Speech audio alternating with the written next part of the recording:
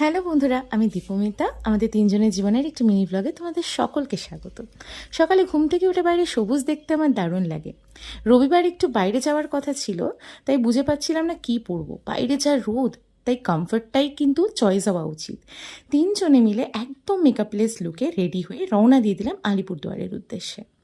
রাস্তার মাঝে সে কি বৃষ্টি, ভাবলাম বোধহয় এবার একটু রোদটা কমবে, কিন্তু কই আর রোদ কমলো। তারপর গিয়ে স্মার্ট পয়েন্টে ঢুকে কিছু জিনিসপত্র নিলাম, ভেতরে আবার ভিডিও করা মানা। আমরা তিনজনেই তো কিছু খেয়ে যাইনি, তাই আহারে ঢুকলাম লাঞ্চটা সারবার উদ্দেশ্যে। প্রথমে নিয়ে নিলাম এই মশালা স্প্রাইট, তারপর ছিল স্যালাড, চিপস, ফ্রাইড রাইস আর চিকেনের আইটেমস। তারপর আইসক্রিমটা কিন্তু একদমই মিস করিনি। আমার সামনে যেহেতু বার্থডে, তাই বাবা আমাকে ট্রেন্ডসে নিয়ে গেছিলো কিছু জিনিসপত্র কিনে দিতে। এখানে যেগুলো দেখিয়েছি এগুলোর মধ্যে একটাও আমি কিনিনি, আলাদা কিনেছি। তবে ট্রেন্ডসের কালেকশনস খুব ভালো। কী কী শপিং করলাম সেটা না হয় পরের ব্লগে দেখাবো।